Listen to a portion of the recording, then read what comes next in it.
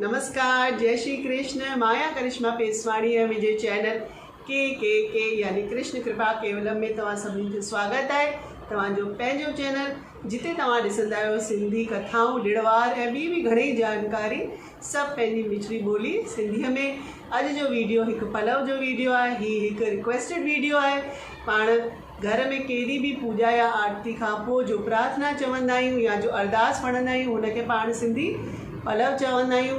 त साईं टेऊंराम जो पलव आहे आशवदी गुर, उहो घर घर में पाइबो आहे। हूअं त घणेई ई झूलेलाल साईं जा अलॻि अलॻि पलव आहिनि, पर सभिनीनि खां जो वधीक पलव पाइबो आहे हू इहो ई पलव पाइबो आहे। साईं टेऊंराम जे प्रेम प्रकाश ग्रंथ मां ही पंक्तियूं खयल आहिनि। जो जिन बि इहो प्रेम प्रकाश ग्रंथ पढ़ियल हूंदो हुननि खे ज़रूरु ख़बर हूंदो त इहे आशवदी गुर स्वामी टेऊंराम जे ग्रंथ मां ही खयल आहिनि। त मां पंहिंजे 2-3 वीडियोनि में इहो जो पलव आहे चयो आहे, पर माण्हुनि जी इहा रिक्वेस्ट हुई भेनरुनि जी कि लिरिक्स सां गॾु असांखे ही पलव सेखारियो। असां बि ही सिखणु चाहियूं था। त मूंखे तमामु ख़ुशी आहे कि माताऊं भेनरूं ही पलव सिखणु चाहिनि थियूं। त अॼु जो मां जो पलव आहे तव्हांखे लिखी करे लिरिक्स सां गॾु हुनजी मीनिंग ॿुधाए करे ॿुधाईंदसि। त हलो शुरू कयूं था। बोल साईं टेऊंराम महाराज की जय, प्रेम प्रकाश पंथ की जय। हिते मां तव्हांखे हिकु पुस्तक ॾेखारियां थी जो सभिनी दरबार में मिलंदी आहे, नित्य नियम प्रार्थना। हिन जे आख़िरी पन्ने में तव्हांखे इहो पलव मिली वेंदो त तव्हां हुतां बि ॾिसी सघो था। त हिते मां पलव लिखी रखियो आहे, तव्हांखे मां लिरिक्स ॾेखारियां थी, तव्हां नोट करे सघो। आशवदी गुर तो दर आई तो बिन वाहन काई राम, तू हर दाता तू हर माता मेरी आश पुजाई राम। पाए पलव मां पेरे प्याधी आय सहेत मंझाई राम, तन मन धन अरदास करे मैं मांगत नाम स्नेही राम। नाम तुम्हारा साबुन कर साधो सा पाप सभे राम, कहे टेऊं गुरु 3 लोक में आवागवन मिटाई राम। आवागवन मिटाई सतगुर सब जी आश पुजाई राम, वेर विकार मिटाई पंहिंजे चरणन में चितलाई। त इहो हिकु पेज हो, मां तव्हांखे शुरू सां ॾेखारियां थी ऐं हिननि जी मीनिंग ॿुधायां थी। हिते शिष्य भगवान सतगुरु भगवान खे चए थो कि मां तो वटि आश रखी आई आहियां तुंहिंजे दर, ऐं तुंहिंजे बिना मुंहिंजो कोई बि ठौर ठिकानो न आहे। तूं ही मुंहिंजो माता पिता आहीं त मुंहिंजी आश पुॼाए। पलव झले करे मां तव्हांखे पेरे पवां थी, तव्हांजे दर ते आई आहियां ऐं तन मन धन सभु अरदास कयां थी, ऐं मां हुन जे बदिले तव्हां सां नाम घुरां थी। तव्हांजो नाम मांगत नाम स्नेही राम, तव्हांजो प्यारो नाम थी घुरां, छो त नाम तुम्हारा साबुन कैस, तव्हांजो नाम साबुण करे मां पंहिंजा हुन सां पाप धोयां थी। हे सतगुरु तव्हां कृपा करे हिन 3 लोकनि में असांजे आवागवन खे मिटायो, यानी जन्म मृत्यु सां असांखे छुटकारो ॾियो। आवागवन मिटाई सतगुर सब जी आश पुॼाई, आवागवन खे मिटाए करे असांजी आश पुॼायो। असांजे मन जा वेर विकार मिटाए करे हिन मन खे हिन चित खे पंहिंजे में लॻायो। त ॿियो पन्नो हाणे मां तव्हांखे ॾेखारियां थी। पलव जे पाइन दाता तुंहिंजे दर ते, दाता दर आहिनि जा अर्ज उनाई, मिड़ई तिन जे तन मन जा दुखड़ा मिटाई, आंसू अघाई आंसू आश वदन जूं। जो जन आवे गुरु शरण में बैठ करे अरदास, कहे टेऊं तिस दास की पूरन करिए आस।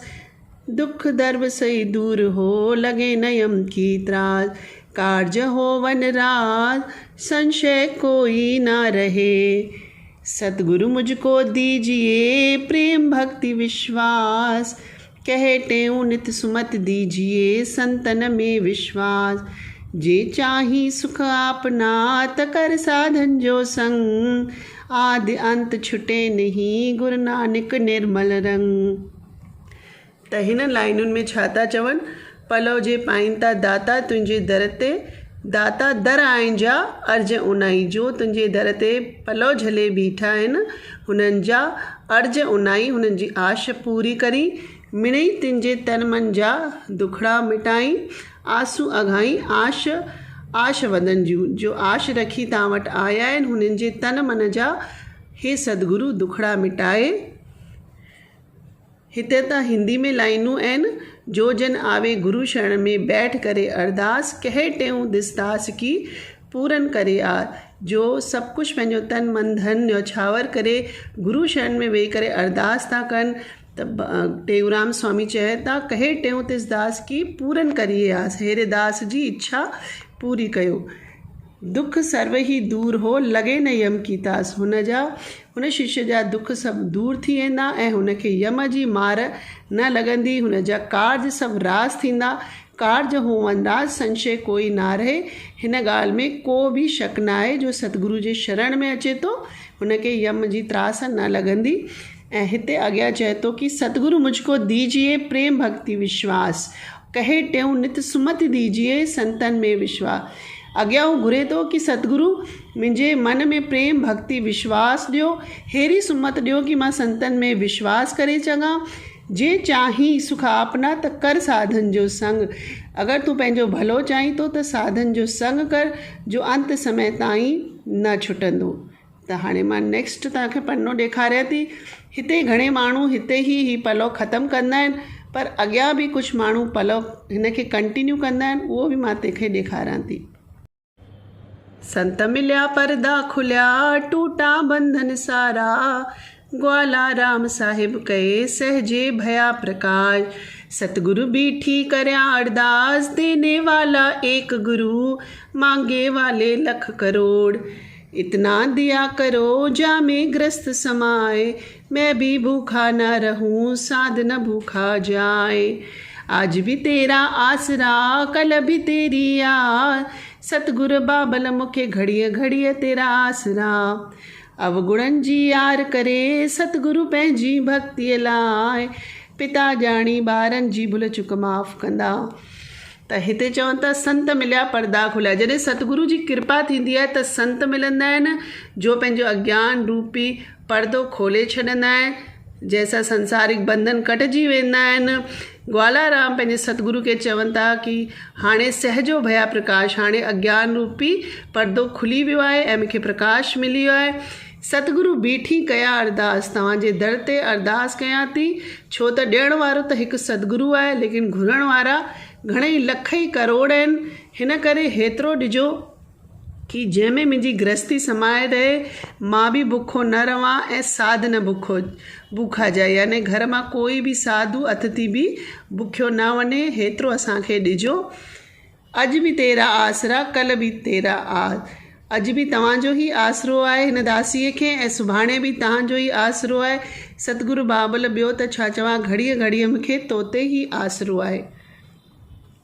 अवगुणनि जी आर करे, यानी असांजा अवगुण न ॾिसी करे सतगुरु पंहिंजी असांखे भक्ति में लॻाए ऐं पिता ॼाणी असां ॿारनि जा भुल चुक माफ़ कर।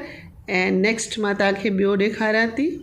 खां पोइ हिते ई पलव ख़तमु थींदो आहे ऐं ॿियो पलव शुरू थी वेंदो आहे। यानी कंटिन्यू कंदा आहियूं कि ॿियो पलव पाए राजा जो राज, प्रजा सो सुख, अन्न पाणीअ जा भंडार, धंधे वापार में बरकत, जणे टिके जी रखिया, पंचनि जी ॿोल मथे, जहिड़ी जंहिंजी आशा हुजे, जे अगरि हुननि जे हित में हुजे त पूरी कजांइ। बोल सतगुरु देव भगवान की जय।